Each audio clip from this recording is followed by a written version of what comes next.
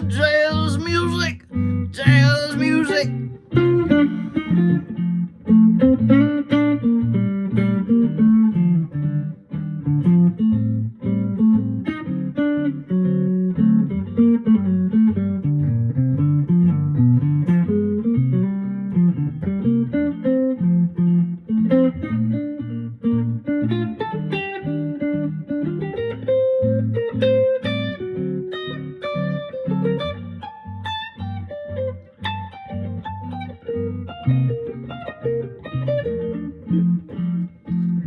Anyway, actually, working in the George Michael song there at the end is maybe a good way to illustrate what I'm going to be talking about today, which is how to play the jazz music. With Bill Cosby never had the vibrato in his voice, so that was kind of lame.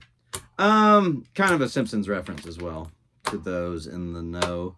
Back in the 20th century, I enrolled during my undergraduate studies.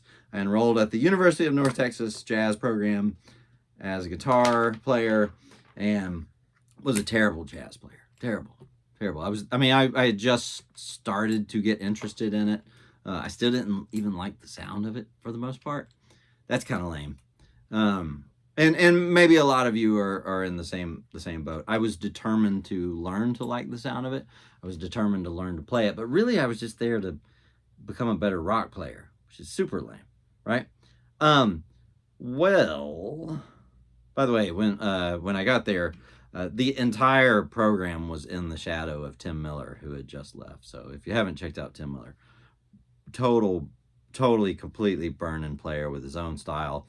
And he had that own style when he was a teenager, apparently. So, killing player. I never met him,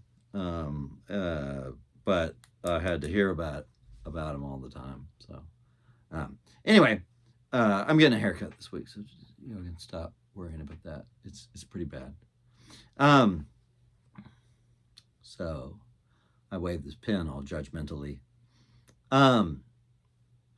It may surprise you to hear that I have some strong opinions about how rock players should go about learning to play jazz, learning to sound like jazz.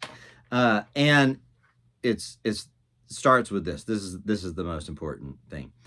Everyone who starts to play jazz, they start obsessing over the note choice, and you got it. With me, it's not going to be mainly about the note choice, mainly because you can get all the right note choices. I remember this Sean Lane video where he's like, "This is a Charlie Parker lick," and he played it, and it's real chromatic, very very tonal, except for the chromaticisms, but it sounds nothing like jazz. Which, by the way, in his context, it shouldn't, right? I mean, he's playing like heavy fusion metal something.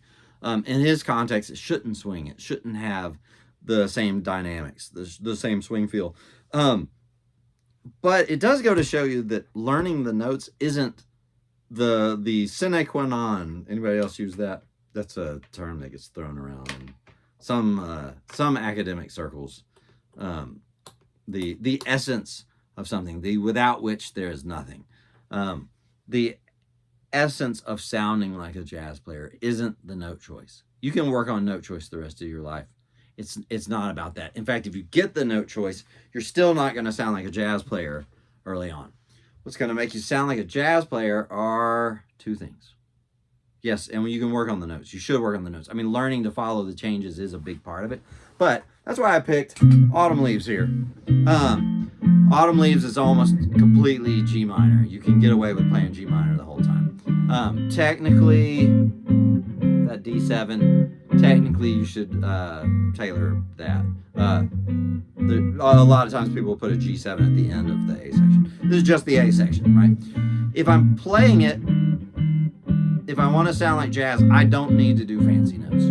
I don't need to do fancy notes. By the way, most of what jazz players play are the right notes. The reason it sounds like wrong notes most of the time to most people is because it's the chord progressions that you're objecting to. Now, yes, a lot of times there are other tricks, but I'm saying most of the notes a jazz player plays are just the right notes. It's just the chord progressions aren't all from the same key. So But in this case, they really are G minor. I can get away with playing nothing fancy whatsoever. So.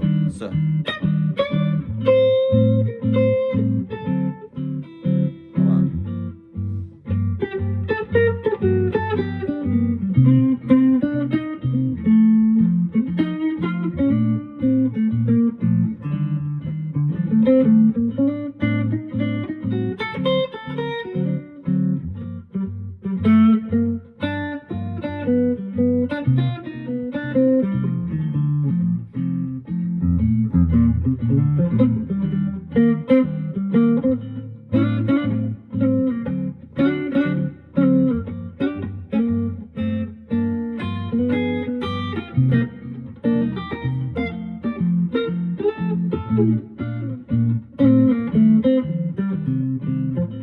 Anyway, what makes it sound like jazz are two things. Two things. This is the essence of sounding like jazz. Besides getting the tone, you should work on your tone, of course. That goes for everything. I said it in a previous video. Let's say you take a country gig and you have no business taking a country gig, but you did, right? You did it because you're, like I used to do, just take gigs that I had no business taking, just so I would have to get in there and swim or drown. And they didn't go that well, probably most of them. I mean, and certainly in my reckoning, they didn't. But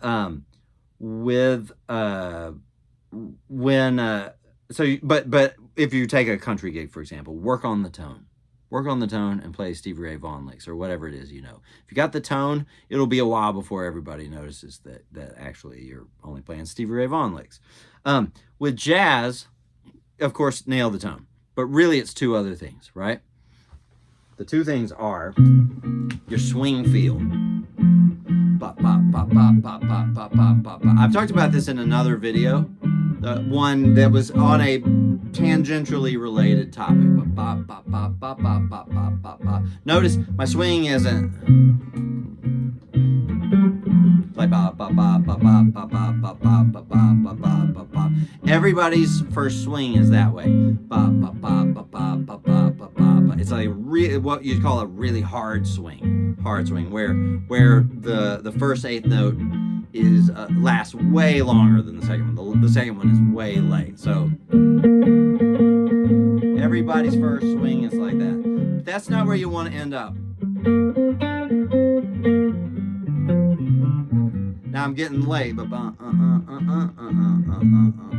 so it's straighter than you think. It's later than you think. And then the second thing is the dynamics.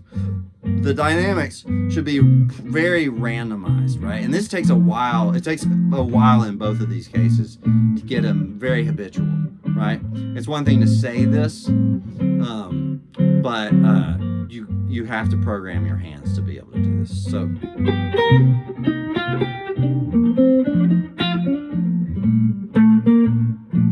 I'm playing all very, very. I'm just gonna, for the sake of not making it fancy, I'm just gonna play the G minor scale, so that any rock player can handle the notes. It's not that so.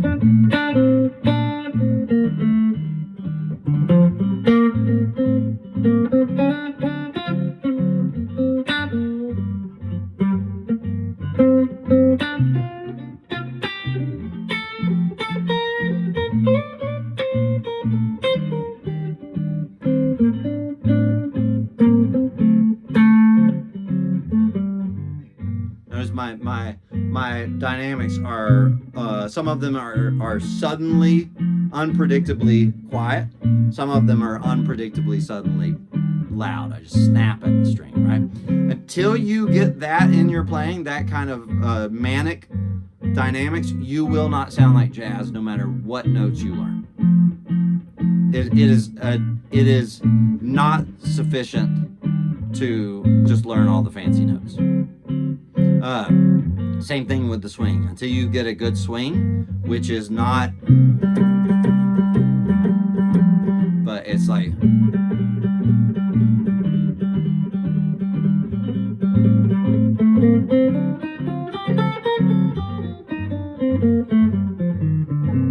I'm just playing the scale up and down, right?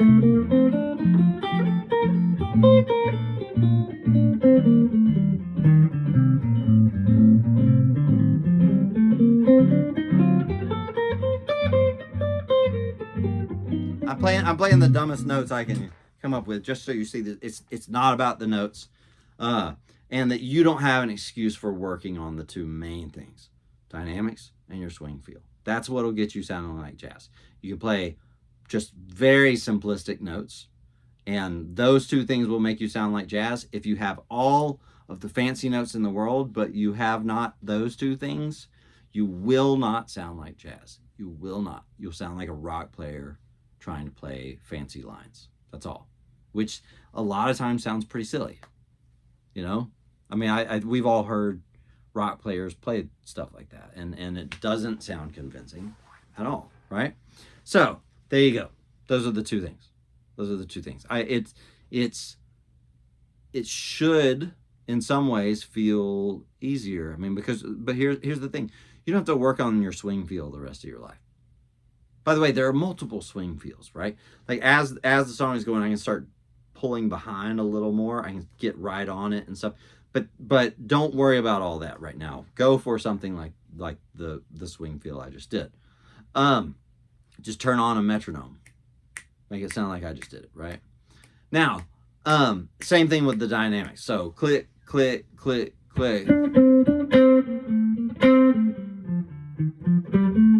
I don't have a separate metronome. It's my phone, which I'm talking to right now. So, but that's what you should be doing in order to sound like jazz. Then start worrying about the notes, and then work on tritone substitutions. Then work on all the fancy stuff. You can look up all that stuff on the internet. That's not what this channel is supposed to be about. You know, I don't want to do standard lessons. So, yeah, there you go. Short lesson too. So, hey, I was gonna say that I think some of you are into some Montreal indie rock. So Jace Lasik from the Besnard Lakes and I were talking about interviewing him for this channel. So if you're into Besnard Lakes or any of the stuff that he's produced, which is a cosmic buttload of stuff like Wolf Parade, Soons, Suuns, if any of you are into them. I love that band. Who else? Yeah, I mean tons of the Montreal stuff. So if you're into any of that stuff, which I know they've come up before in our lessons, mainly because of my association with them. Jace co-produced How to Build a Hole with me. And then I played one solo on their last full-length album. So, yeah. So if you end up with any questions, if you think of any questions, or if you're into Besnard Lakes, especially, put them in the comments, and I'll ask him when it comes up, or just production questions. He's a great dude to ask production questions about. Same with like he gets amazing drum sounds. We're about to be visited by a guy with a haircut, a new haircut. What's up? What's up? Oh, wait. Yeah, I guess I have the door barricaded. Oh, did you get a new backpack? Yeah. Back to school time. What's up? You want to tell everybody about your new backpack? Yeah. Come on, show everybody. What'd you get? What'd you get? Oh my gosh. Sonic, what's up? That's amazing. Do you think this backpack will make you run faster? Yeah. Yeah, sweet. I heard you fell And I asleep. got my fire shoes. Fire shoes will make you run faster. Really, you should step in water. Fire shoes. You look sharp, dude. Yeah. Sharp. And a new haircut and some of the hairs on your face. So, there you go. Do you have anything to say to anybody? What? What do you want to tell them? Nothing? Think about it. It's important. So, all right. Where's Bentley and Charlie? All right. So now we're airing our things. All right. All right. So swing feel. So your swing feel, your dynamics are the essence of sounding like jazz, not the note choices. Then start working on the note choices. Right? Is that what you found? Yeah. Yeah. That's what he's found. So at his elementary school, so at preschool. So jazz. He goes to the jazz preschool. So it's Wayne Shorter pre-K. Yeah. So it's pretty sweet. So all right, bye.